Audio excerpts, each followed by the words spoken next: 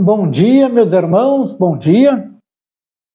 Vamos começar mais uma aula do nosso curso básico de teologia. Hoje estudaremos a primeira epístola a Pedro, a primeira epístola de Pedro. As epístolas do apóstolo Pedro foram escritas com o propósito de encorajar cristãos que passavam por perseguição por causa da sua fé em Cristo, bem como para corrigir heresias e reprovar falsos profetas. Quem era Pedro? Simão Pedro nasceu provavelmente em Betsaída. Era filho de Jonas e irmão de André, que o levou a Cristo. Pedro era casado e pescador de profissão.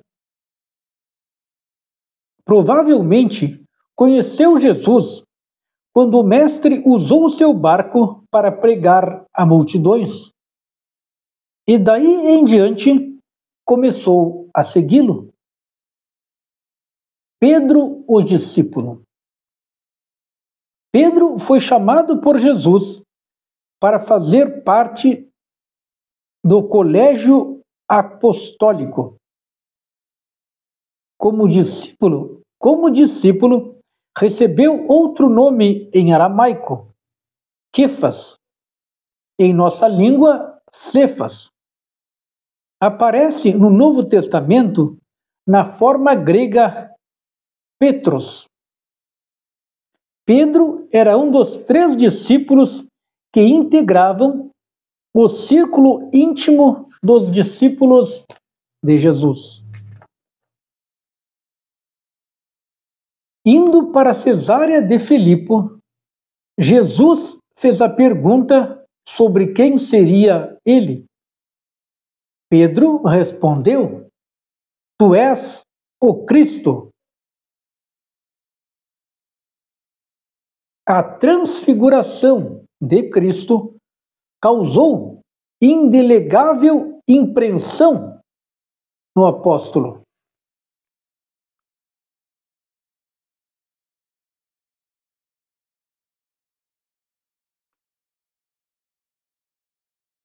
A Bíblia descreve Pedro como homem de gênio forte e temperamento impulsivo.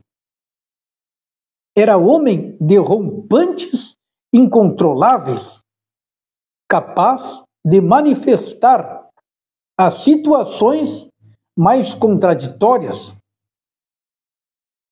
Pedro foi capaz de dizer: de nenhum modo te negarei. E mais tarde, negar a Cristo covardemente. A forma maravilhosa como Jesus restaurou a Pedro nos ensina que Deus nunca desiste de seus filhos. E a prova suprema de devoção e lealdade a esta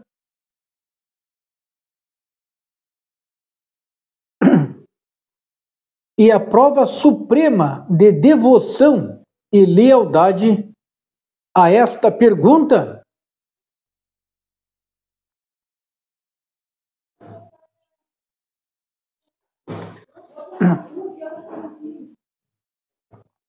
e a prova suprema de devoção e lealdade está na pergunta: Tu me amas? Pedro, o apóstolo.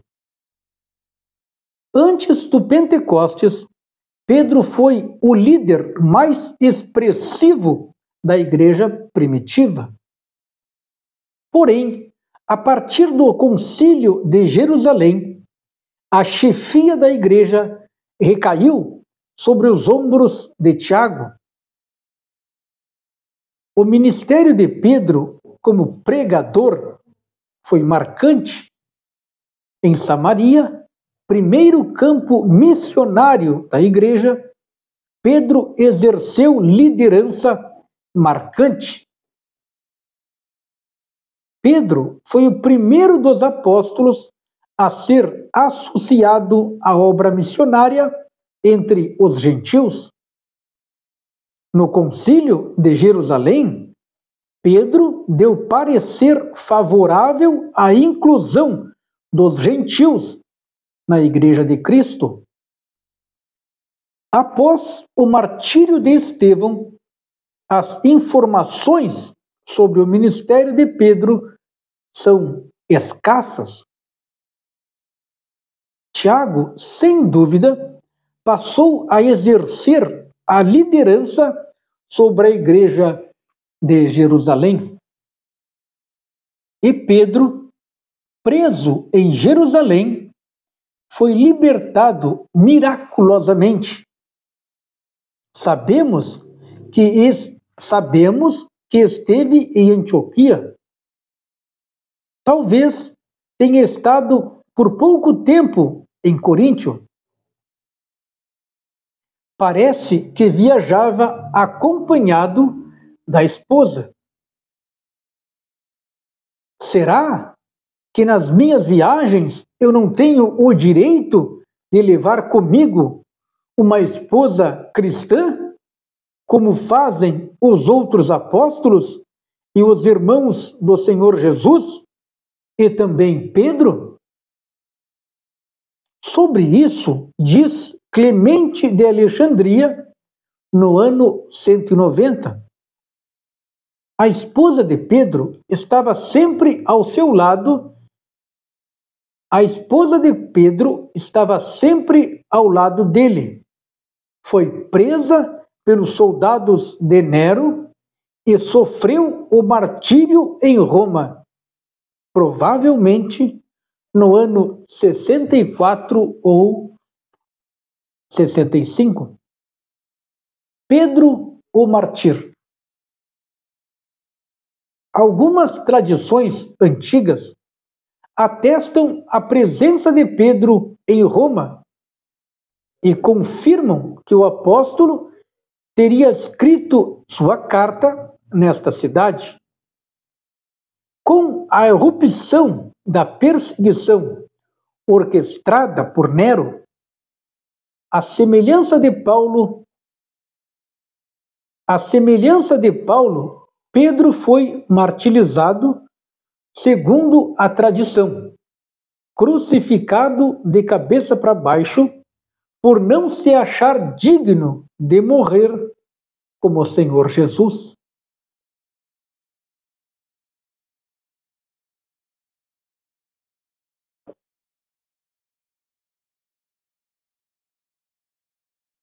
Para saber mais, Pedro é o fundamento da igreja?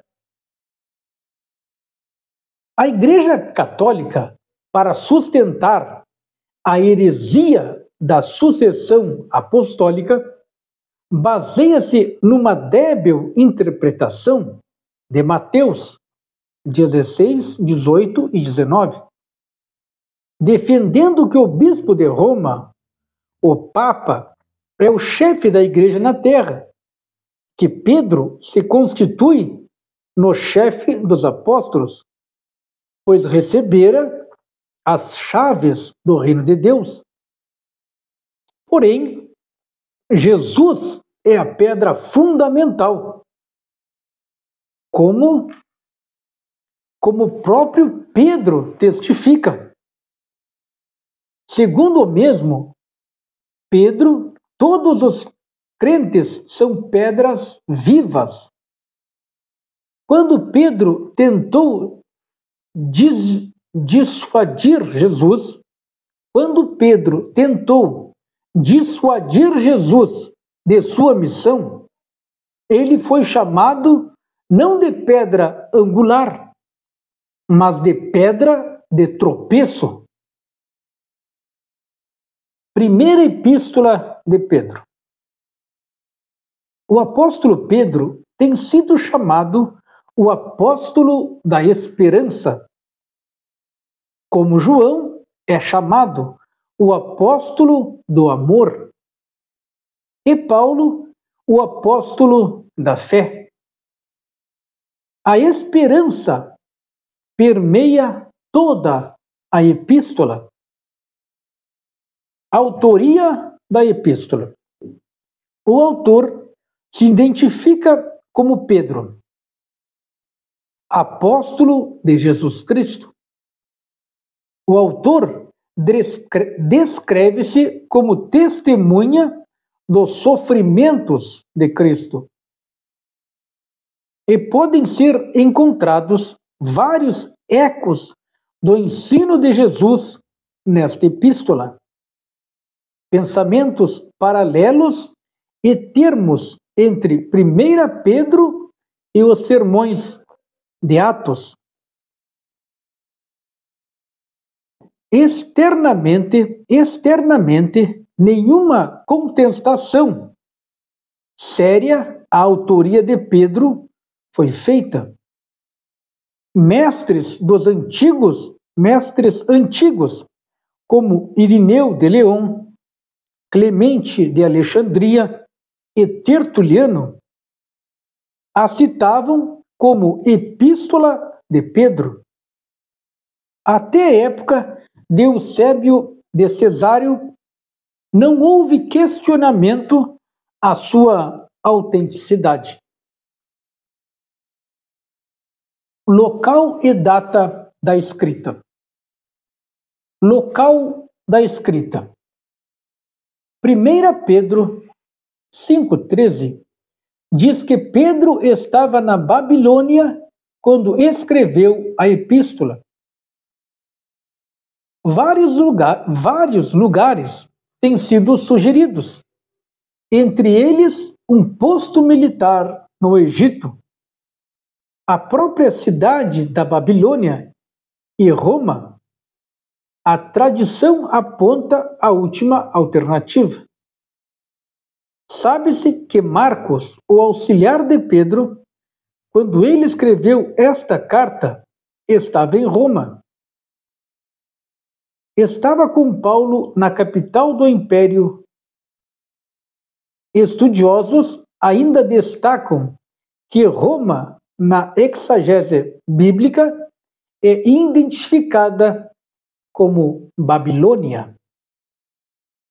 Data.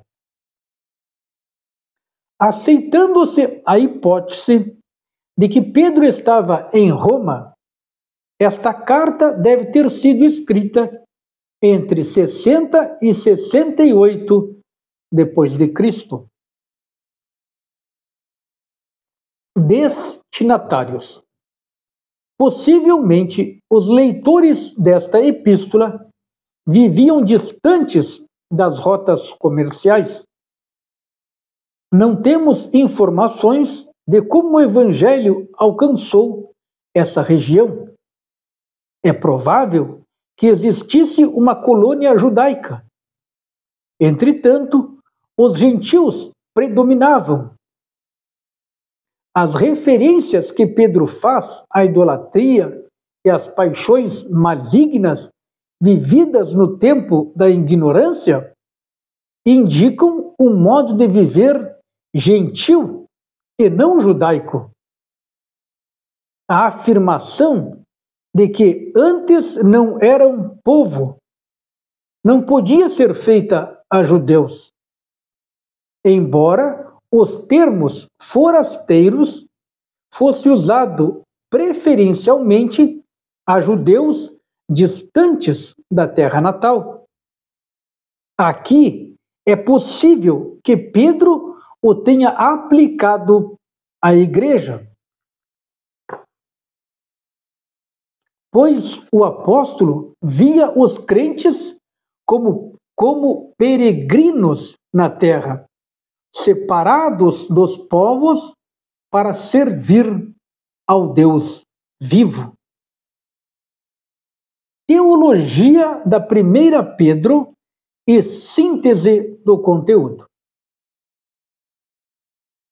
A salvação através da fé. A graça de Deus é um tema teológico que Pedro tem em comum com Paulo. Assim como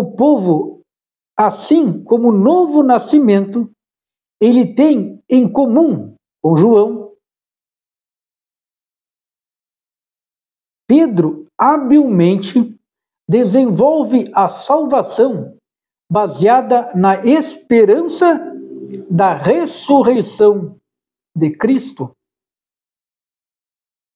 que produz uma herança incorruptível, imaculada e imarcessível. Os crentes desfrutam da promessa de serem guardados pelo poder de Deus através da fé. A fé de seus leitores foi aperfeiçoada pelo sofrimento. As provas eram frutos de sua identificação com o Senhor Jesus. Eram parte de sua caminhada de fé. Sua fé os enchia de alegria e lhes assegurava contato vivo com Cristo. Em 1 Pedro, capítulo 1, versículo 10 ao 12, o autor salienta que os profetas já tinham anunciado que o Cristo devia padecer. Santificação. Do mesmo modo como a salvação é recebida através da fé, ela é caracterizada pela santificação. A ideia central é apresentada em 1 Pedro, capítulo 1, versículo 16, que é uma citação de Levítico 11, 45.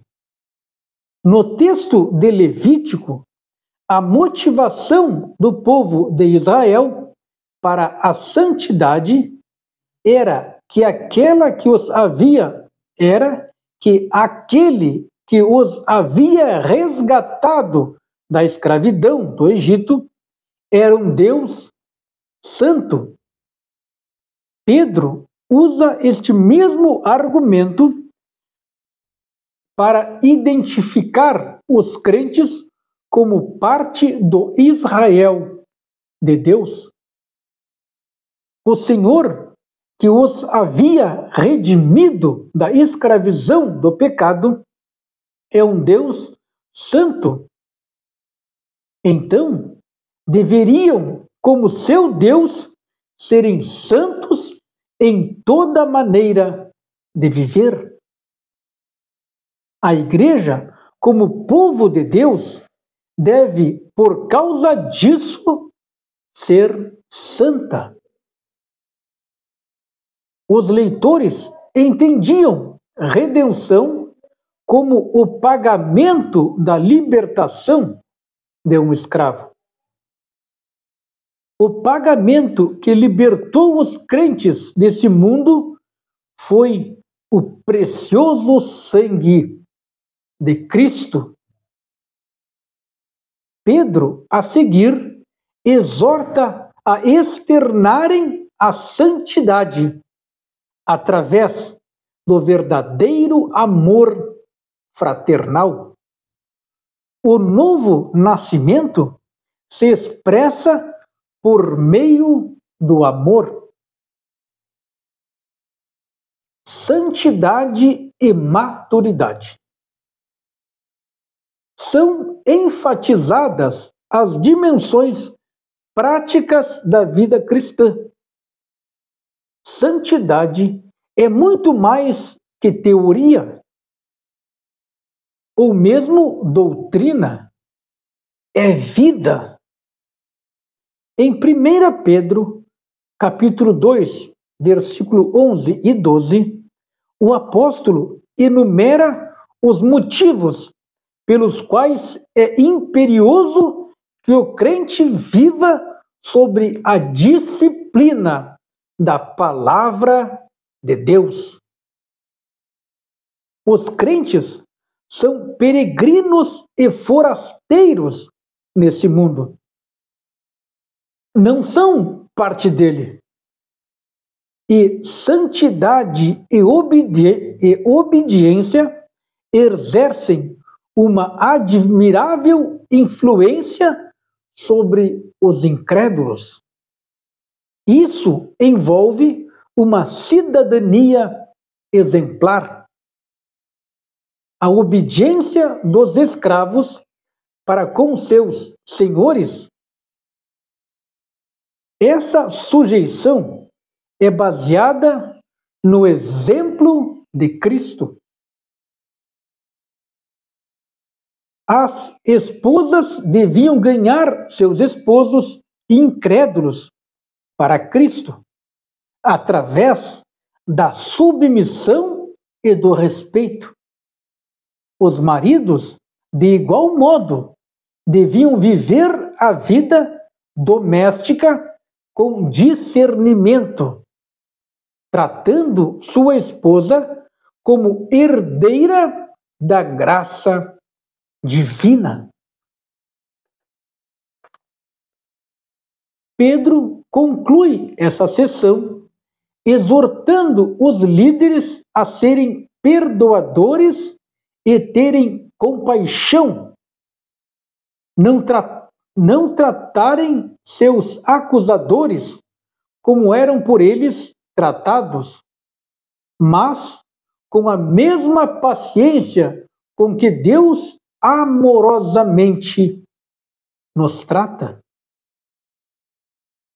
Exortação aos crentes perseguidos. Nero iniciara feroz perseguição contra a igreja. Todas as noites, cristãos eram queimados em postes para iluminar os jardins de Nero. Parecia até que o diabo ia devorar a igreja de Cristo. Era uma prova ardente. Todavia, Deus ia usar o fogo da prova para queimar as impurezas e refinar o ouro. O crente que procura viver no centro da vontade de Deus será perseguido por causa da justiça num mundo alienado de Deus. Como o próprio Cristo sofreu.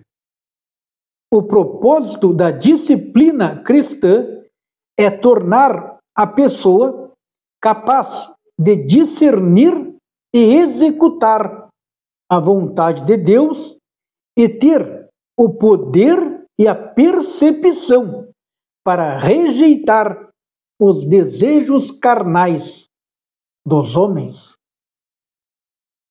1 Pedro, capítulo 4, no versículo 7 ao 11, lembra que a esperança do retorno do Senhor Jesus é um estímulo a uma vida de santidade e vigilância, que deve motivar o viver em amor, praticando a hospitalidade e usando corretamente os dons espirituais. Deveres dos presbíteros. Pedro motiva os obreiros usando a palavra pastorei. Lembra que o dever do pastor é triplo: providenciar pasto, caminhos para o pasto e proteção nos caminhos para o pasto. Pastorear não é somente pregar. O obreiro deve instruir e guiar o rebanho em obediência e sujeição à vontade de Deus. O ministério deve ser exercido como Deus quer.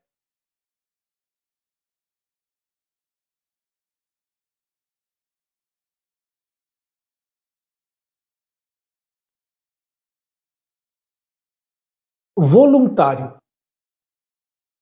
Naquele tempo, ser um obreiro era perigoso, podendo até custar a vida do líder. A despeito disso, ele não deveria realizar a obra relutante ou contrariando o ministério ou considerando o ministério um fardo.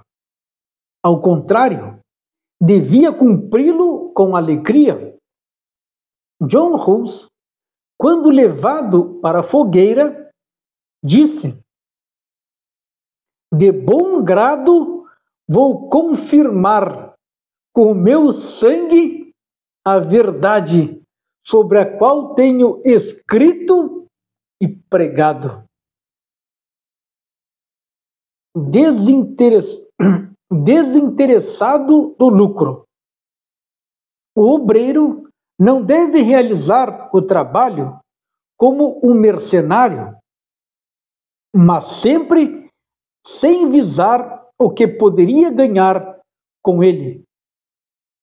Pedro certamente lembrava do que a ganância fez com Judas Iscariotes, seu colega de apostolado. O Dr. Paul Hans pensa que sórdida ganância não se refere apenas à cobiça por dinheiro, mas também à cobiça por fama e popularidade.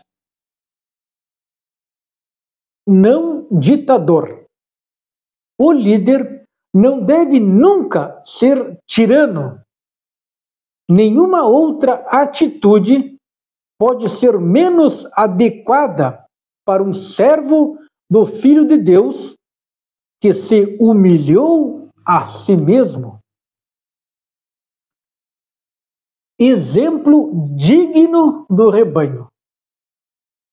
Tornando-vos modelos do rebanho. Pedro nos lembra o espírito em que o ministro deve ser exercido e que vivemos, o que vivemos fala mais alto do que aquilo que falamos.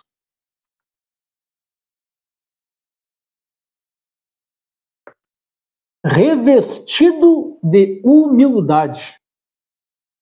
Pedro usa o termo cinge-vos, referindo-se ao avental branco do escravo. O Senhor nunca encoraja o trabalho dos orgulhosos. Ao contrário, humilhai-vos, portanto, sobre a poderosa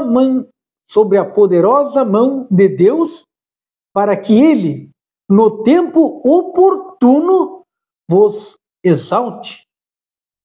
Deus resiste aos soberbos, aos orgulhosos, mas dá graça aos humildes.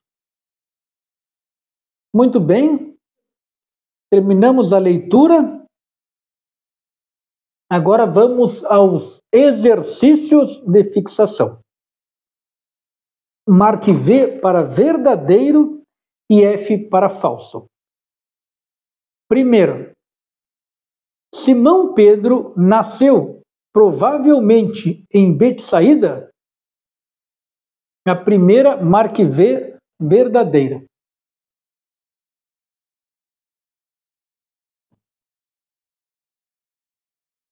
Segunda,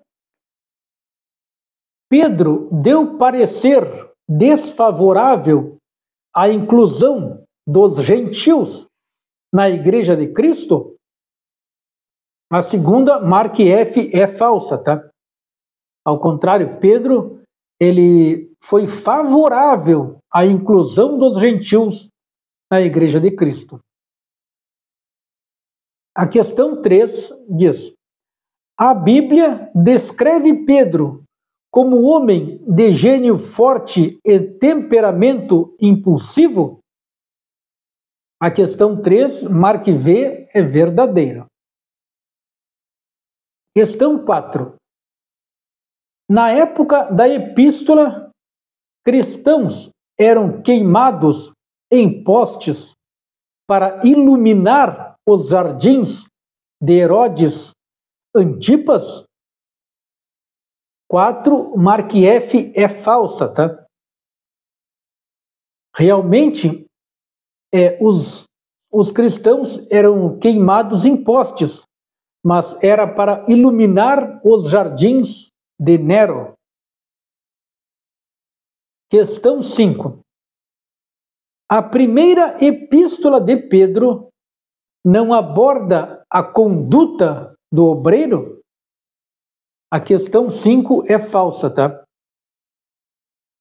A primeira epístola de Pedro aborda, sim, ele fala, a respeito da conduta do obreiro. Segunda parte dos exercícios marque a segunda coluna de acordo com a primeira. Eu vou ler direto para ficar mais fácil, tá? Questão 1. Número 1, o apóstolo da esperança. Quem é o apóstolo da esperança? O apóstolo da esperança é Pedro. Então vocês vão marcar o número 1 na alternativa C. Então, Pedro, alternativa C é Pedro. Então, apóstolo da esperança, alternativa C, Pedro. Então, coloque o número 1 na alternativa C. Segundo, o apóstolo da fé. O apóstolo da fé é Paulo. Então, vocês vão marcar o número 2 na alternativa E.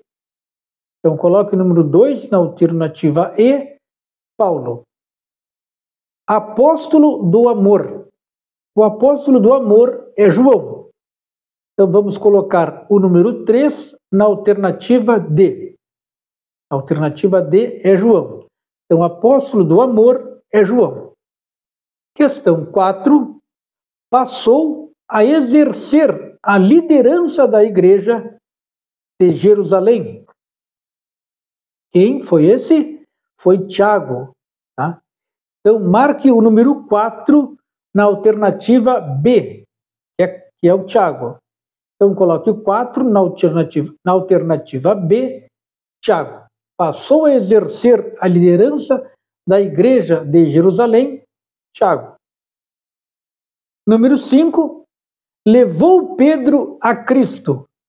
Quem levou Pedro a Cristo? Foi André. Então, coloque o número 5 na alternativa A, André. Muito bem, terminamos a nossa aula de hoje. Deus abençoe a todos e até o próximo encontro.